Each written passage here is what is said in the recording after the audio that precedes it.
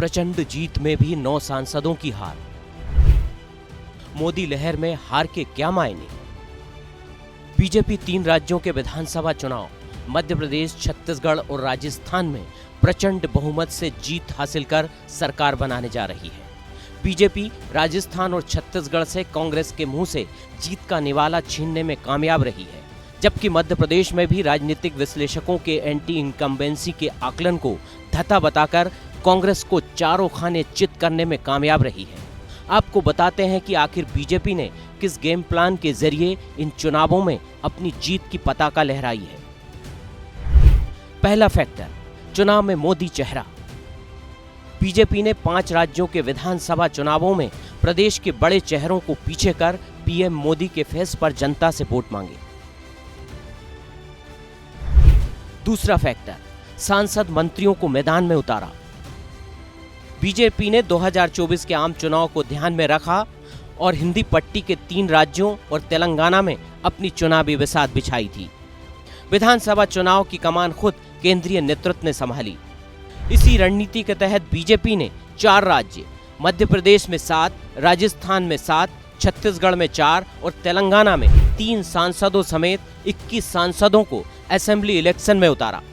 BJP ने इन चुनावों में एड़ी चोटी का जोर लगाया और 3 राज्यों में बहुमत हासिल करने में कामयाब रही। निश्चित ही इसका श्रेय पीएम मोदी को दिया जाना था और दिया भी गया, लेकिन इन चुनावों में बीजेपी को जोर का झटका धीरे से भी लगा।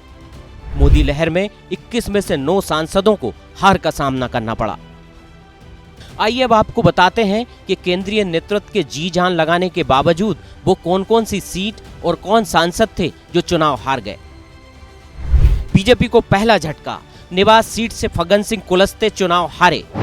बीजेपी का बड़ा आदिवासी चेहरा कुलस्ते न सिर्फ सांसद बल्कि केंद्रीय मंत्री भी थे, लेकिन मोदी लहर में वे कांग्रेस के चैन सिंह बरकड़े से चुनाव हार गए। बीजेपी को दूसरा झटका, सांसद गणेश सिंह चुनाव हारे। बीजेपी का गढ़ माने जाने वाली सतना सीट पर मोदी लहर में सांसद गणेश सिंह भी कमाल नहीं कर पाए। वे कांग्रेस के सिद्धार्थ कुशवाहा के सामने फिसड्डी साबित हुए। बीजेपी को तीसरा झटका, सांसद विजय बघेल चुनाव हारे। बात करें छत्तीसगढ़ की तो सांसद विजय बघेल पाटन सीट से सीएम भूपेश बघेल के खिलाफ मैदान में थे, लेकिन वे बघेल के कद के सामने बौने साबित हुए। बीजेपी को चौथा झटका, भागीरथ चौधरी चुनाव हारे। बात करें राजस्थान की तो यहां से 3 सांसदों को हार का मुंह देखना पड़ा। किशनगढ़ सीट से भागीरथ चौधरी पराजित रहे। उनका अगले आम चुनाव में टिकट दांव पर है। बीजेपी को 5वां झटका, सांसद नरेंद्र खीचड़ हारे। राजस्थान की मंडावा विधानसभा सीट से चुनाव लड़े नरेंद्र खीचड़ भी कमल नहीं खिला सके। कहा जाता है कि उन्होंने पिछले 4 साल में इस क्षेत्र का एक भी दौरा नहीं किया, जिसके कारण जनता ने उन्हें नकार दिया। बीजेपी को 6वां झटका, सांसद देवजी पटेल भी हारे। राजस्थान की झालोर सीट से सांसद देवजी पटेल भी मोदी की उम्मीदों पर खरे नहीं उतर पाए। उन्हें भी हार का सामना करना पड़ा। बीजेपी को 7वां झटका, तेलंगाना में बीजेपी ने केसीआर के खिलाफ अपने 3 सांसदों को चुनावी अखाड़े में उतारा था, लेकिन तीनों ही कमाल नहीं कर पाए। करीमनगर सीट पर सांसद बंदी संजय कुमार बीजेपी की उम्मीदों पर खरे नहीं उतरे। बीजेपी को 8वां झटका, सांसद अरविंद धर्मपुरी हारे। इसी तरह तेलंगाना की कोरुतला विधानसभा सीट पर सांसद अरविंद धर्मपुरी भी कमाल नहीं कर पाए।